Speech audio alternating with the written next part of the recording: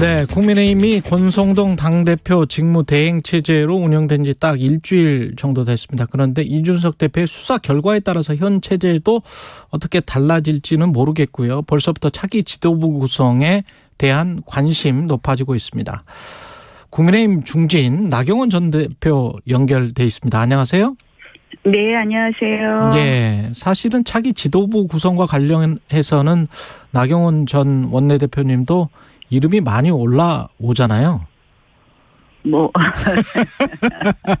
제 의사와 상관없이. 예. 그러니 언론에서. 네. 예.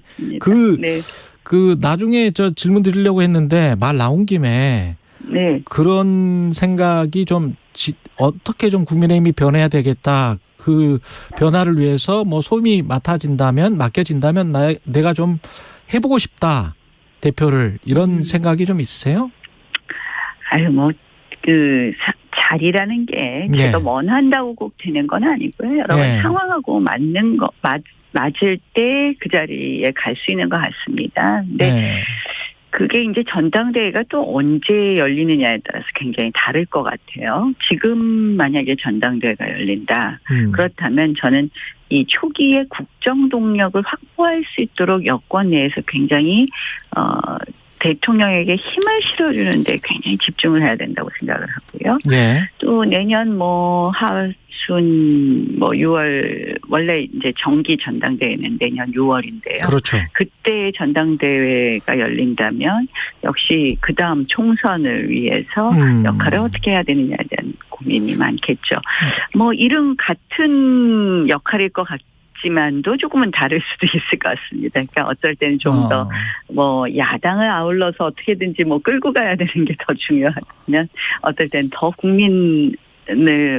국민에게 더 초점을 맞춰야 된다든지 조금 다를 수는 있을 것 같다고 생각하고요. 어찌 됐거나 역시 시대 정신, 시대 상황하고 맞아야지 될 것이다. 그래서 제가 한다 안 한다 말씀드릴 것은 아니라고 생각을 드립니다. 그러면 두 생각합니다. 시기 중에서 나경원 의원님은 어떤 시기에 더 적합한 대통령이? 그러니까 시기와 그 당시 상황하고 관련이 될 텐데요. 그냥 제가 작년에 제가 전당대회에 나갔다가 이제 2등하고 말지 않았으니까 이제 이준석 당대표가 됐었는데요. 그때 이제 제가 출마한 이유는 바로 작년 당대표는 대선을 이끌어야 되는데 이 밖에 있는 윤석열 후보도 우리 당 안으로 모시고 와야 되고 안철수 후보하고도 어떤 관계를 만들어야 되고 해서 그런 것이 어떻게 보면 굉장히 당대표의 통합, 조정, 포용 이런 리더십을 요구하던 시기라고 생각을 했고요. 그런 부분을 제가 일정 부분 잘할 수 있다고 생각을 해서 출마했었거든요. 그래서 시대 상황 같은 걸 좀 보죠. 근데 지금은 너무 야권이 이 국정 동력을 좀 어떻게든지 끌어내리려고 하는 것이 굉장히 안타깝고요. 그래서 그런 걸 좀 잘 조율해야 될 또 시기 아닌가. 그러니까 야권의 이런 것에 대해서 조율보다는 야권의 이런 것에 대해서 좀 맞설 건 맞서고 또 대통령에게는 좀 직언을 할 것은 하고 이런 좀 여러 가지 그런 리더십이 필요할 때 아닌가 이런 생각은 합니다. 지지율을 권성동 원내대표께서 당대표 대행으로 잘 해주실 것을 또 기대하고요. 잘 하고 계십니까? 이제 일주일 되셨는데 대통령하고의 소통에 있어서는 직접 소통을 그동안 오래 해오신 분이니까 좀 잘 하셨으면 하는 그런 생각이고 하시지 않을까 이렇게 기대도 해봅니다.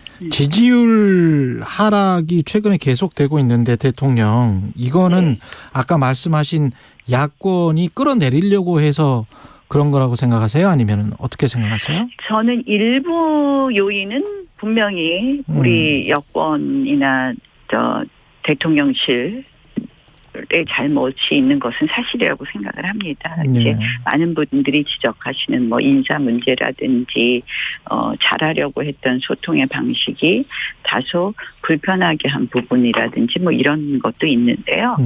저는 사실 지금 야권의 이 국정 동력을 좀 발목 잡고 끌어내리려는 하는 이러한 모습이 좀 지나치다. 최근에는 탄핵 이야기까지 꺼내고 있어요.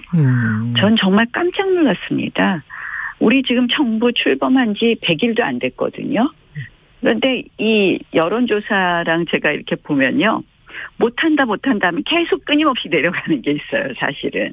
이게 여론조사와 언론 기사가 계속 맞물려서 가는 것 같은 게 있거든요. 예. 뭐 예전에 우리 전당대회 때도 제가 한번 그걸 경험을 해봤는데 이게 이제 못한다 하면 점점 자꾸 수렁에 빠지는데 그런 것도 작용을 하고 있는 데다가 이 야권이 이 탄핵 얘기까지 하면서 이렇게 국정 동력을 흔드니 뭘 새롭게 국정을 정상화하고 개혁하기 굉장히 어렵게 만들고 있어요.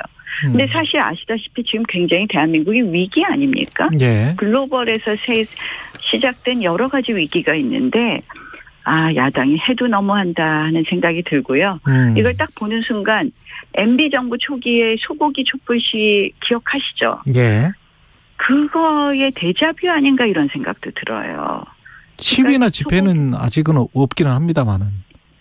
아니, 예. 그러니까 이제 그것과 똑같은 형식으로 하지 않겠죠. 근데 기억하시잖아요.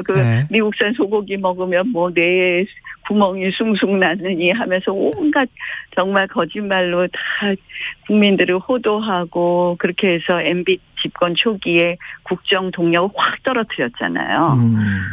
지금은 이제 보니까 사적 채용이니 이제 그걸 국정조사하자 그러면서 시작을 하는데요. 좀 심하다. 야당이 좀 심하다는 생각이 듭니다. 빌미를 제공한 측면도 있지 않습니까? 그 사적 채용이나 이런 것들은? 아니, 그러니까 저희가 빌미를 제공한 것은 저희가 스스로 고쳐야 되겠죠. 그 부분은 저는 대통령실도 인지하고 있고 고치려고 노력하신다고 봅니다. 노력한다고 보는데요. 예컨대 이제 사적 채용만 해도요. 사실은 이걸 사적 채용 프레임으로 씌우는 것에 대해서 정말 놀랍다라는 생각이 듭니다. 이제 아시다시피 대통령실은 각 부처에서 파견한 공무원도 있겠지만 우리가 그러잖아요. 어공이라고. 어쩌다 공무원.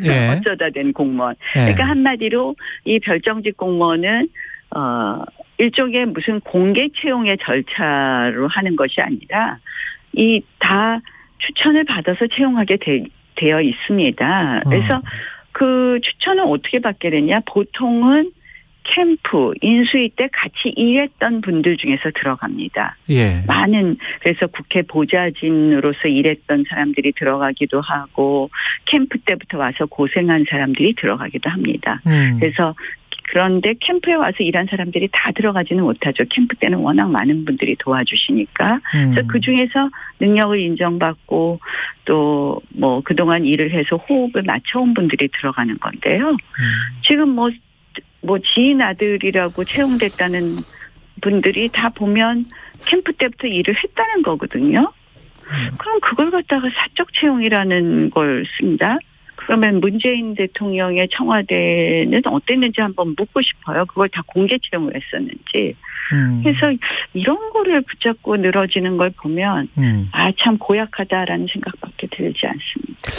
그 말씀을 듣다 보니까 그런 생각도 드네요. 그러니까 정치를 지금 처음 하시는 분 아니에요? 윤석열 대통령 같은 경우에. 네. 그러면 아무래도 국회 보통 그 어공이 국회 보좌관 출신들이 많이 들어가지 않습니까? 그리고 정치를 좀 했었던 사람들이 들어가는데 이분 같은 경우는 캠프에 잠깐 있다가 그리고 이제 아버지가 또 대통령의 오랜 40년 직이라고 하니까 그리고 권성동, 장제원 이렇게 거쳐서 이제 추천이 들어갔다고 하니 이게 언론이나 여론이 이거는 무슨 그 수숙 한 사람을 이렇게 들어놓은 거 아닌가 그런 느낌을 가질 수밖에 없을 것 같아요. 왜냐하면 꾸준히 정치를 해왔던 보좌관 출신들이나 이런 사람들이 그렇게 그 행정관으로 들어간다고 해서 누가 뭐라고 할 사람은 없긴 없거든요. 그러니까 이제 보통의 경우에는 캠프에도 예전에는 다 국회 보좌진 출신들이 많이 갈 겁니다. 그랬었어요. 우리 이제 제가 만약에 뭐 무슨 선거가 있어서 캠프를 꾸린다. 네. 그러면 저는 오랫동안 정치를 했기 때문에 전부 다 정치권 인사들이 들어갈 거예요.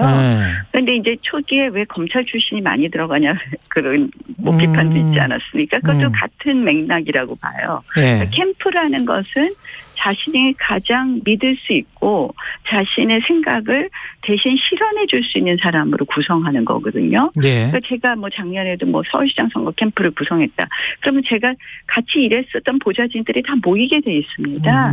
그러니까 우리 대통령께서도 캠프를 구성해서 일을 할 때 자신의 의중을 제일 잘 알고 그를 실현할 수 있는 사람들, 또 신뢰할 수 있는 사람들로 캠프를 구성하게 되었고 그 캠프는 기존의 여의도 캠프하고는 조금 다를 수밖에 없었던 거죠.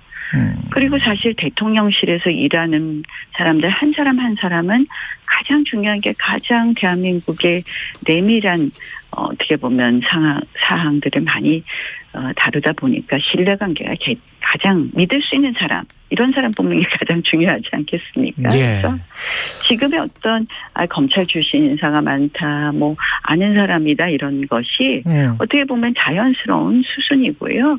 그리고 그들이 뭐 아무것도 안 했는데 갑자기 뭐 채용이 되거나 그들의 뭐 어떤 역량이 검증이 되지 않은 거랑 다르지 않겠습니까? 알겠습니다. 그래서 시간이 1분밖에 안 남아서 질문은 많고 마지막으로 이준석 대표 지금 뭐 전국을 돌면서 당원들을 만나겠다는 계획을 밝혔지 않습니까? 어떻게 생각하세요? 우리 대표께서는 또 뭐 새로운 뭐 시도를 하시는데 글쎄요. 뭐 본인이 알아서 하실 일이지만 저는 그냥 뭐 초기부터 말씀을 드렸지만 그냥 조용히 좀 미래를 준비하시는 건 어떨까 하는 생각을 했고요.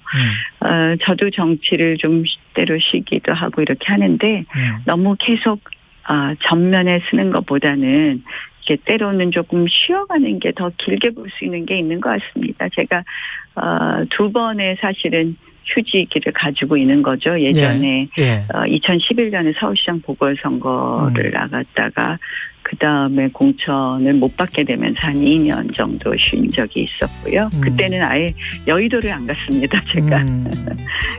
제가 하고 싶었던 돌아오셔야죠.